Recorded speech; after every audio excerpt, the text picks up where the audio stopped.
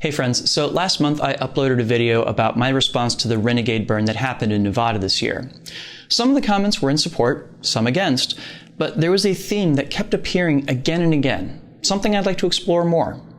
Fear. Drex here from Drex Factor Poi, sharing with you the love of poi spinning and flow arts to benefit your body and brain, and today, we're going to share some feels too. Before we dive in, I just want to give a quick shout out to the friends of the channel. Big thanks to Dark Monk, Flow DNA, Flow Fests, Flow Toys, Juggling Calling, Pyroterra Light Toys, Spinballs, and Ultrapoi for helping to make the videos on this channel possible.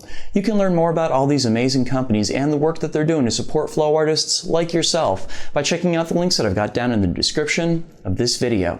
And a special thanks to the first non-business friend of the channel, Johnny Howard. Thanks so much for your support, Johnny. The word fear has come up a lot in the past couple years, not just in my comments section, but in countless arguments and other conversations I've seen online. I've seen a lot of people suggest that the pandemic exposed a lot of the vulnerabilities in our infrastructure and economy. And I think perhaps it's exposed a lot of the vulnerabilities in our psychology as well. The ways in which fear gets talked about in the context of the past couple years and our actions as a result of them is kind of fascinating to me because it's kind of laid bare a variety of attitudes towards fear that I didn't know were hiding beneath the surface. And I kind of want to explore them a little bit. So I should say up front that people are going to process things very differently, and there's no reason we all have to experience something the same way.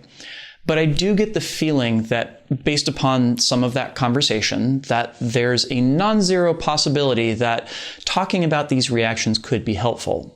And in a lot of cases, I think a lot of people are avoiding doing that. Fear can manifest in a lot of ways to a lot of different people.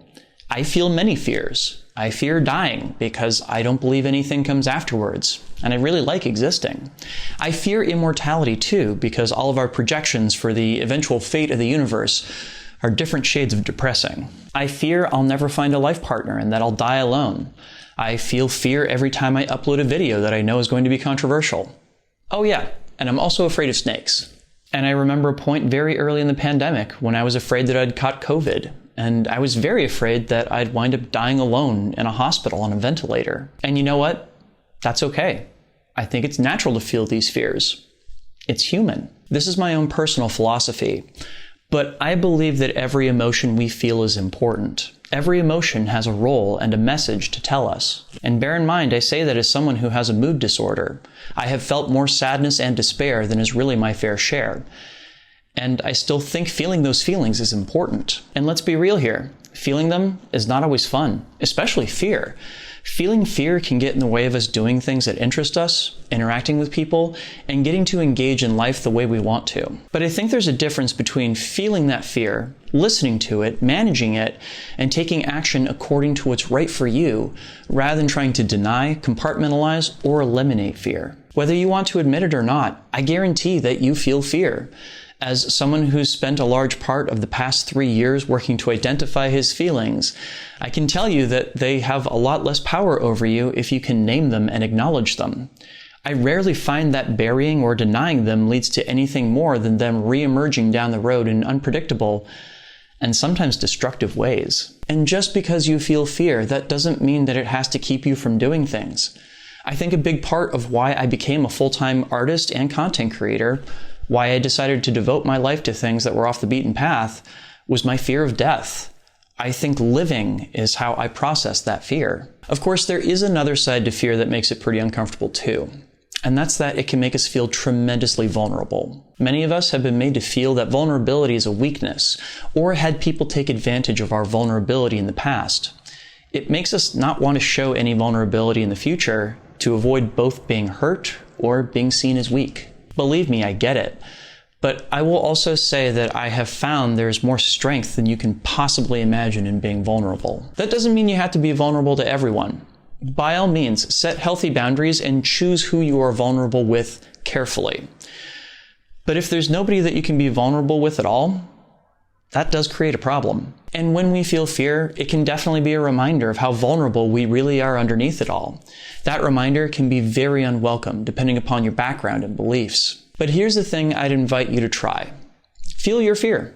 Experience your fear. Ask yourself, what is it that I fear? And regardless of what answer comes up, be willing to tell yourself, that's okay. That's understandable. That's human. Now, that's not going to make that fear go away, but it can bring you to a point where you're able to accept both that fear and you yourself. Because after all, that fear does come from inside you. You don't necessarily have to have the solution to what you fear. Sometimes you can just acknowledge it and the impact that it has on you. So what do you do with that fear? How do you manage it? How do you stop from being afraid? Well, maybe you don't stop. And that's okay too. As they say, courage isn't the absence of fear.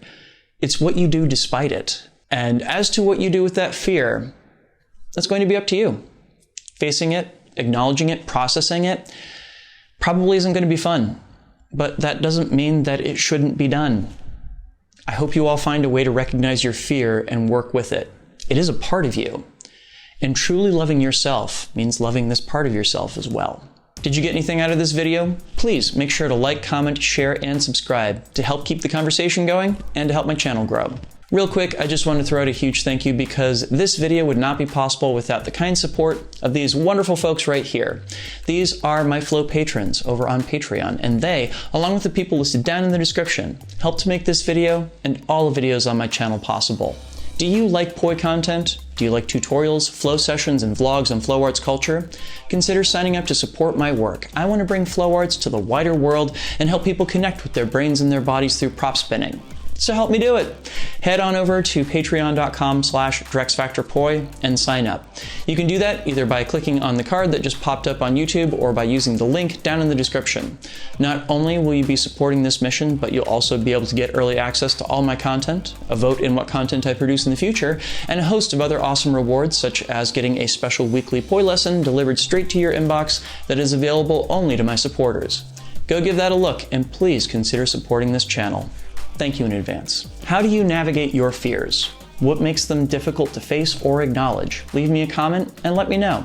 I'll include a link to a playlist of video blogs I've done on a variety of other topics down in the description, as well as up on screen if you're watching on YouTube. Make sure to get outside and flow today, and I'll see you with a new video on Wednesday. Thanks so much for watching, and have a good one. Peace.